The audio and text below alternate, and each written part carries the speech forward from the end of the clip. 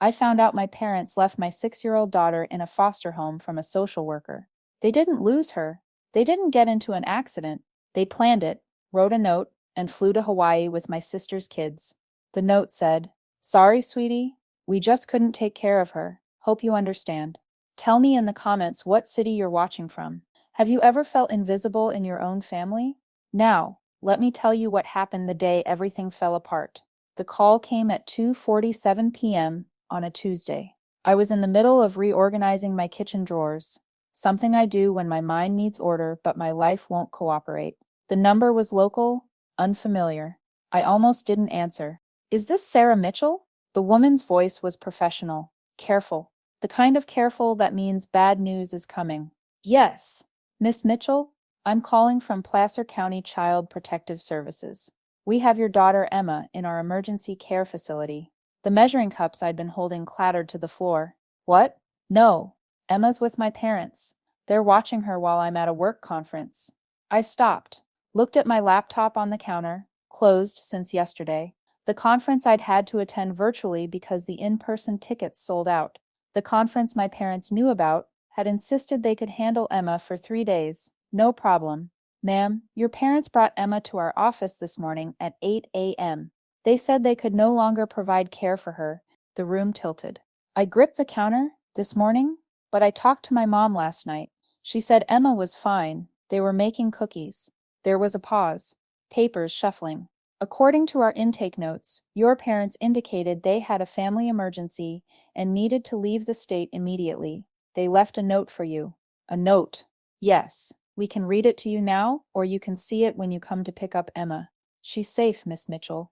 A bit confused, but safe. My hands were shaking so hard I could barely hold the phone. "Read it." Another pause.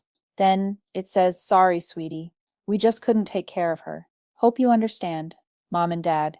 Sweetie. They called me sweetie when they wanted something to sound softer than it was. Like when they told me they couldn't come to my college graduation because Tracy, my younger sister, had a dance recital. Or when they explained why Tracy needed the family heirloom ring for her wedding, even though I was older and engaged first. "I'll be there in 20 minutes, I managed. "Miss Mitchell, there's one more thing. Emma mentioned something about her grandparents going on an airplane with her cousins. Do you know anything about that?"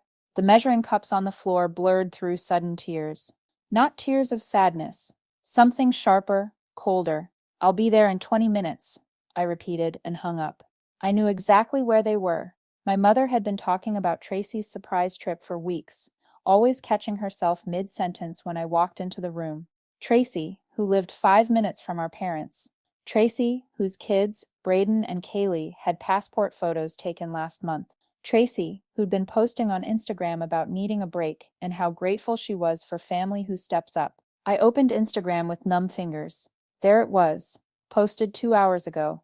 My mother, father, sister, and her 2 kids, all wearing Lees at San Francisco International Airport. The caption, "Paradise Bound.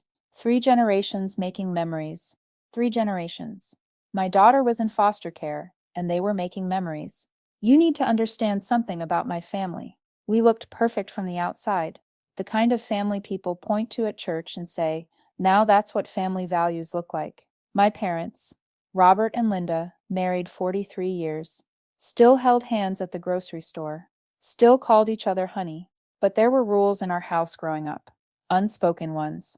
The main rule was simple. Tracy was special. I was reliable. Tracy was born when I was 4, premature, with a heart murmur that resolved by age 2. But my parents never stopped seeing her as fragile. She needed special attention, special consideration, special everything. I got straight A's. Tracy got celebrated for C's because she tried so hard.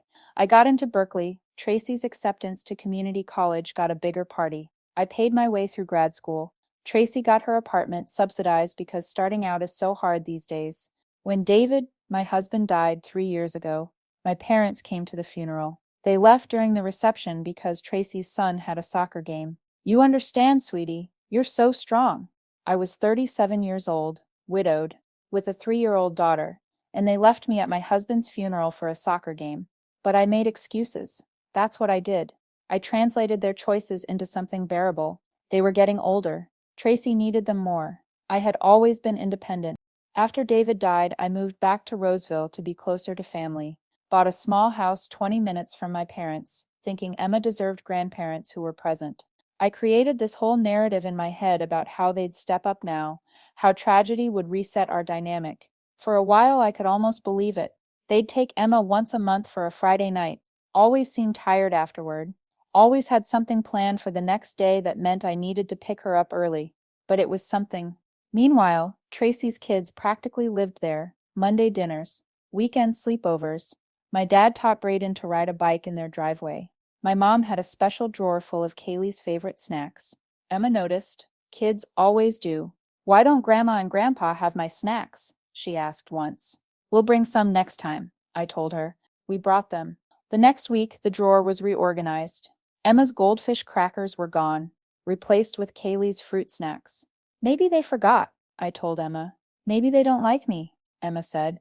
She was 5. I confronted my mother that night. Gently. Always gently. Mom, Emma feels like you and Dad prefer Braden and Kaylee. My mother's face did that thing. It always did. Surprised hurt, like I'd accused her of murder. Sarah Marie, how could you say that? We love all our grandchildren equally. You're being too sensitive. You always were too sensitive. The thing about being called too sensitive your whole life is that eventually you start believing it. You start measuring your reactions, editing your feelings, wondering if maybe you're the problem. But then they left my daughter in foster care, and sensitivity was no longer my issue. The drive to CPS was 17 minutes. I know because I counted every second, my knuckles white on the steering wheel, my phone face up on the passenger seat as text after text came through.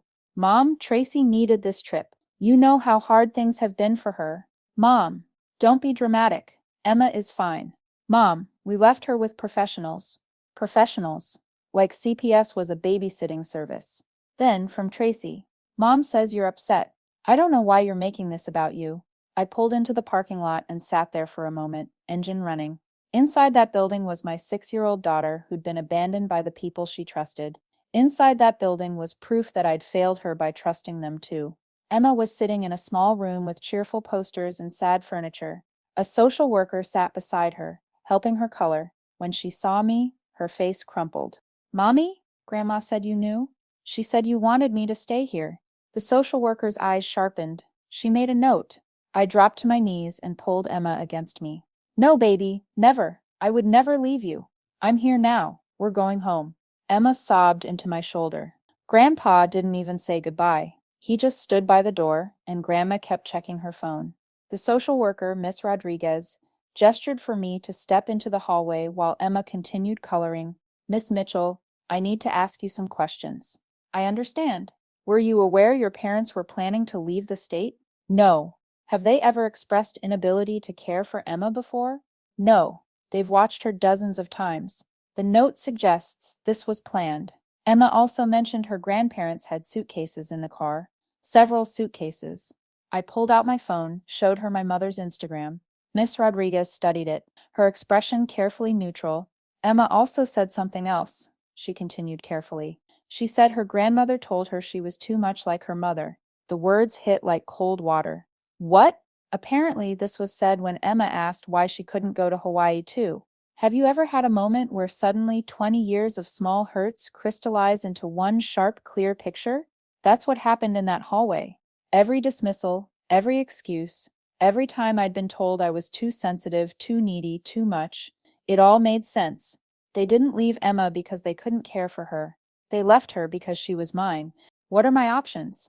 I asked Miss Rodriguez. Well, this is considered child abandonment. We have to file a report. You can choose to press charges. I need to think. Of course. Here's my card. Emma's free to go with you. You're her legal guardian, and there's no safety concern with you. But Miss Mitchell, this is serious. What your parents did, it's a crime. Tell me in the comments if you've ever had that moment where you realize the people who were supposed to love you actually didn't. Where does that realization hit you first? Your chest? Your stomach? For me, it was my teeth. They ached like I'd been clenching them for years. That night, after Emma finally fell asleep in my bed, her small hand clutching my shirt, I did something I'd never done before. I logged into my mother's email. I knew her password. She'd given it to me years ago when she needed help with something. Like everything else about my parents, she never changed it. Tracy Girl 1987. Even her password was about my sister. The emails told a story I'd been too blind to read in real life. 3 weeks of planning. Flights booked. Hotels reserved. Activities scheduled.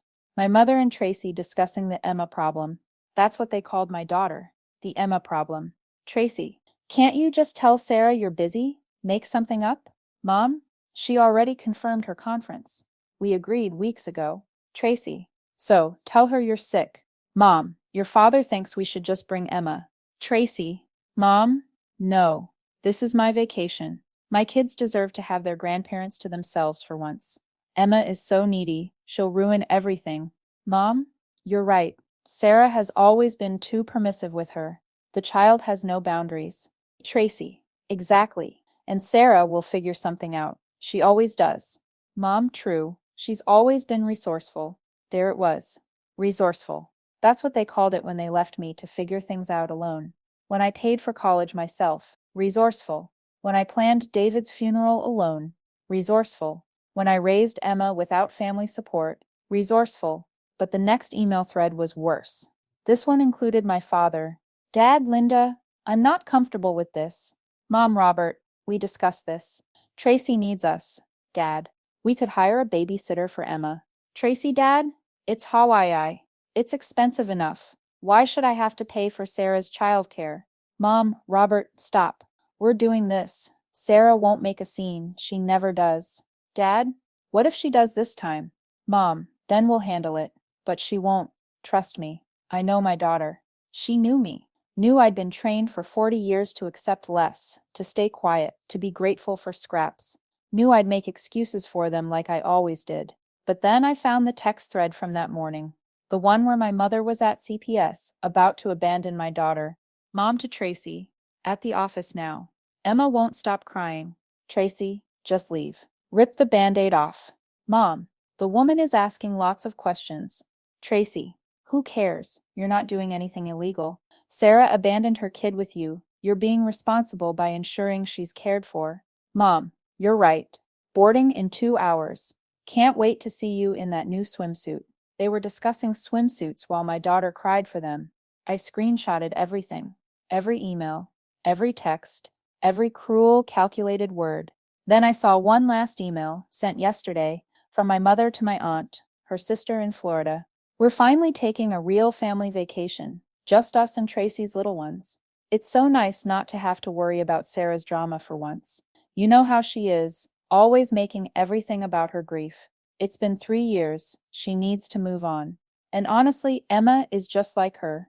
So serious all the time. No joy. The other grandkids are such lights. I feel bad saying it, but it's true. No joy. My daughter. My bright, beautiful daughter who sang made-up songs in the shower and named every ant she found in the garden. No joy. I closed the laptop and walked to my bedroom. Emma was spread across my bed like a starfish, finally peaceful, in sleep. She looked even younger than 6. I thought about how she looked at the social services office, confused, abandoned, trying to be brave. Something shifted in my chest. Not breaking, hardening. I picked up my phone and opened the family group chat, the one they'd been silent in since leaving. I typed one message, I know everything. Then I turned off my phone and curled around my daughter. For the first time in my life, I wasn't going to be resourceful. I was going to be ruthless. My phone had 43 missed calls by morning. I made Emma pancakes, her favorite with chocolate chips arranged in a smiley face, and drove her to school. Her teacher, Mrs. Chen, noticed she was clingy at drop-off. Everything okay? She mouthed over Emma's head. Family stuff, I mouthed back. I'll email you. Emma looked up at me. Are you gonna leave too? Never, I said, kneeling down. I will never ever leave you. You are my whole heart, Em. You know that, right? She nodded, but her eyes were uncertain. 6 years old and already learning that love might have conditions. I sat in the school parking lot and turned my phone back on. The text flooded in.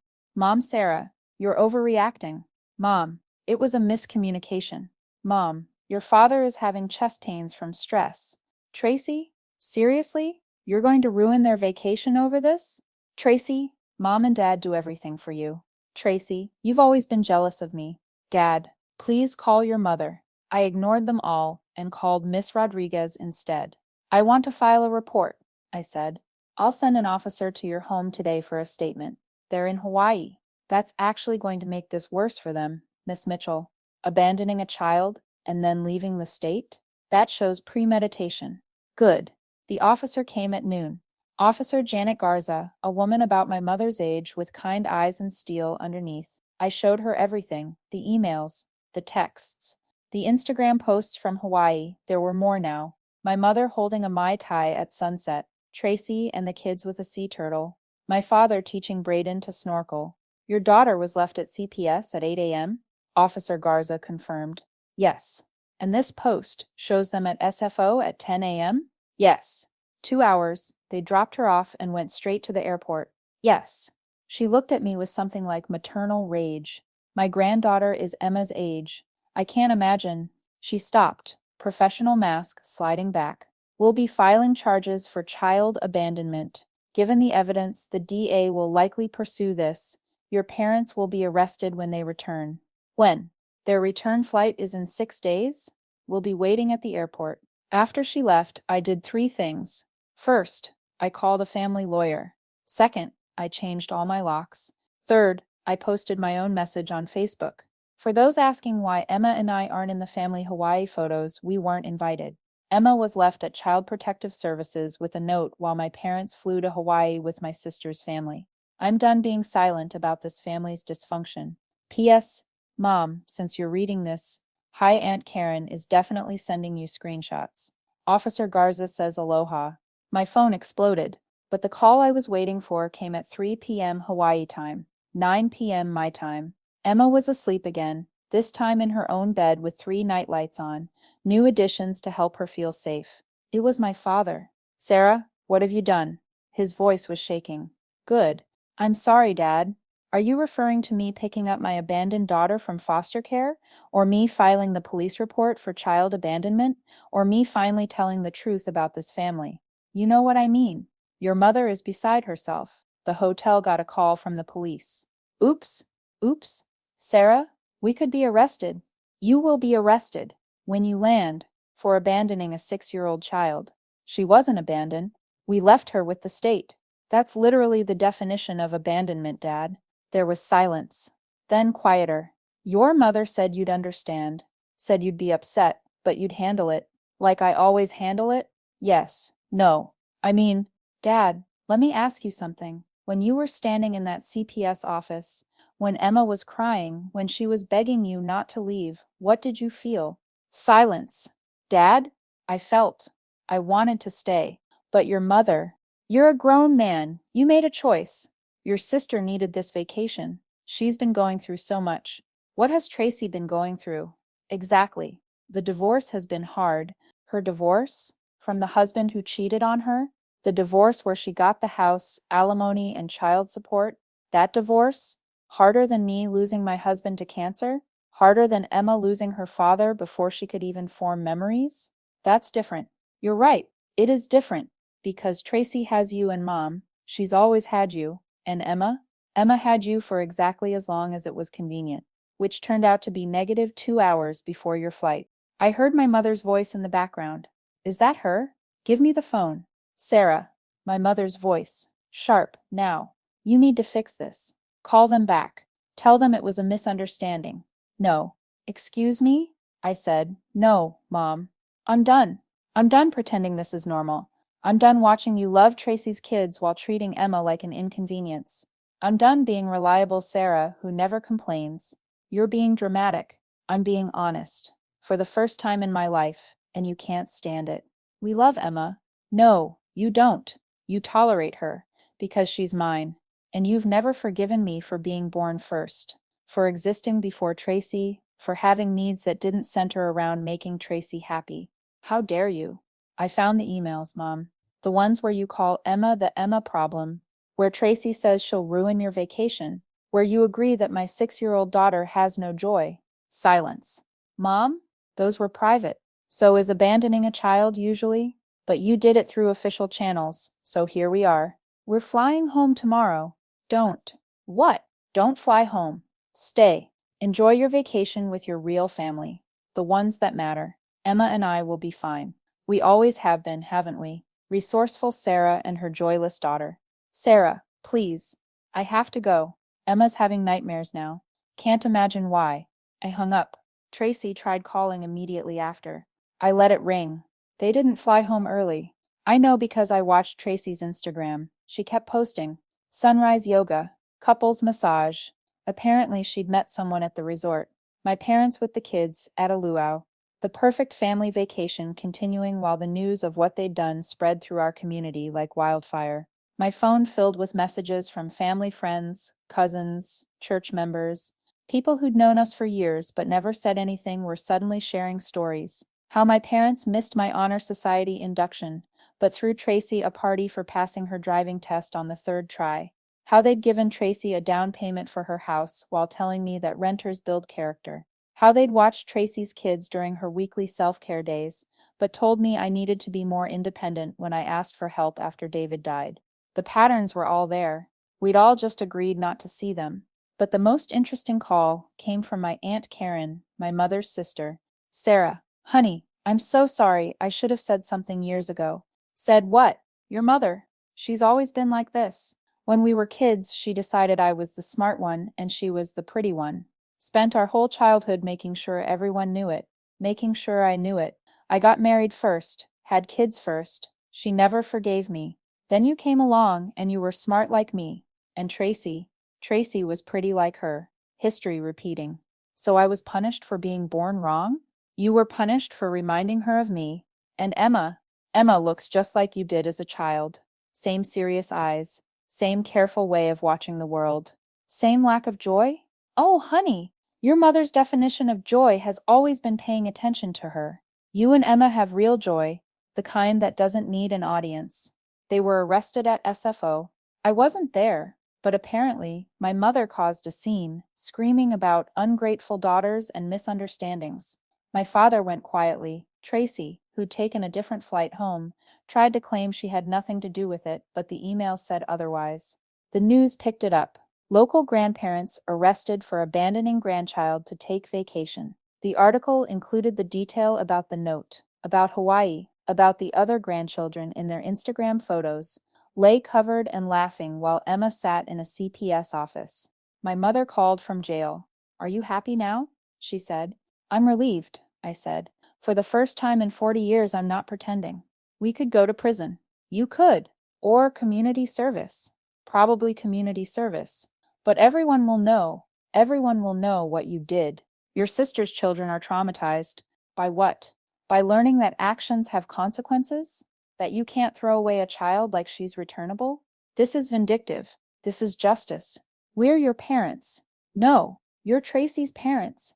You made that clear when you chose her children over mine, when you literally abandoned mine. She was quiet for a moment. Then we did what we thought was best. Best for who? For everyone. For everyone but Emma. But she doesn't count, does she? She's just the Emma problem. I never meant. Yes, you did. You meant every word. You just never meant for me to find out. They got community service. 500 hours each. The judge, a grandmother herself, told them they were lucky the charge wasn't worse, that abandoning a child for a vacation was unconscionable and showed a callous disregard for a child's well-being. But the real punishment was social. Their church asked them to step down from the board. Their friends stopped calling. The country club revoked their membership. Apparently, child abandonment violates their morality clause. Tracy lost her job when someone sent the articles to her employer. She blamed me, of course. Said I'd ruined her life over a miscommunication. It wasn't miscommunication, I told her. It was a choice. You chose yourself, like always. Mom and Dad have always helped you. Name one time. They watched Emma when it was convenient, and then they threw her away when it wasn't. You're poisoning her against us. I'm protecting her from you. She's going to grow up without grandparents, without cousins. She's going to grow up knowing she's worth more than convenience. That love isn't conditional, that she doesn't have to earn the right to exist in her own family. Tracy hung up on me. That was 8 months ago. Emma's in therapy now. She still has nightmares sometimes. Still asks if I'm sure I won't leave, but she's also thriving. Her teacher says she's more confident, more willing to take up space. She's made friends, real friends. She performed in the school talent show, sang a song she wrote herself about being brave. My parents have tried to contact me. Letters, mostly, full of justifications and accusations. How I've destroyed the family, how I'm keeping Emma from them, how they've suffered enough. I don't respond, but last week, something interesting happened. Emma and I were at the farmer's market when we ran into them, first time seeing them since the airport arrest made the news. They looked older, smaller somehow. My mother reached for Emma, who stepped behind me. Emma, sweetie, it's Grandma. Emma looked up at me, then at them, and in the clearest voice, my 6-year-old daughter said, "You left me. You left me with strangers so you could go to Hawaii. That's not what grandmas do." My father's face crumpled. My mother went white. "We made a mistake," my mother started. "No," Emma said. "A mistake is forgetting my lunch. You chose to leave me. Mommy says I don't have to forgive people who choose to hurt me." She took my hand. "Can we go look at the flowers now?" We walked away. They didn't follow.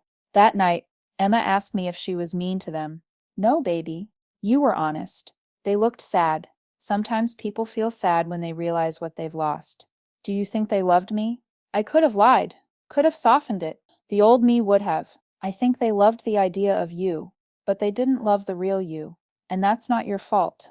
That's their loss. Like how they loved the idea of you. When did 6-year-olds get so insightful? Yeah, baby, just like that. Their loss, she repeated, like she was trying it on for size. Their loss, I agreed. We made cookies that night. Real ones, not the refrigerated kind my mother always made. Emma got flour everywhere, sang made-up songs, danced while we waited for them to bake. So much for no joy. The truth is, I spent 40 years in a family that told me I was too much and not enough. Simultaneously, too sensitive, but not fun enough. Too needy, but not worth needing. Too present to ignore, but not present enough to choose. And I believed them. I made myself smaller, quieter, less. I accepted crumbs and called them love.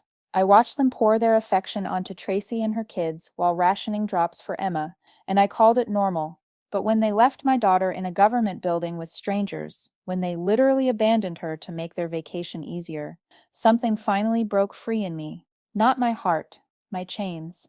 Because here's what I learned. Some people will only love you if you're convenient, if you make their life easier, if you don't ask for much, if you let them hurt you and call it love. But that's not love. That's use. Real love shows up. Real love stays. Real love doesn't leave a 6-year-old in foster care for a beach vacation. My parents are out there somewhere, probably at Tracy's house. Probably still talking about how I ruined everything. How I'm too sensitive. How I'm vindictive. How I destroyed the family. But I didn't destroy anything. I revealed it. The family was already broken. I just stopped pretending it wasn't. And Emma's learning that love doesn't require her to shrink, that she can take up space, that she can be serious and joyful, careful and brave, that she doesn't have to earn the right to be chosen. She's learning what I took 40 years to understand. Sometimes the most powerful thing you can do is refuse to be convenient anymore. Sometimes the most loving thing you can do is let go of people who were never really holding you. Sometimes you have to burn it all down to see what's really there. And sometimes what's really there is nothing at all. But nothing is better than something that hurts. Nothing leaves room for something real. And that's where Emma and I are now, in the space after nothing, building something real, just the two of us. The ones who weren't convenient, the ones who were left behind, the ones who survived, the ones who rose,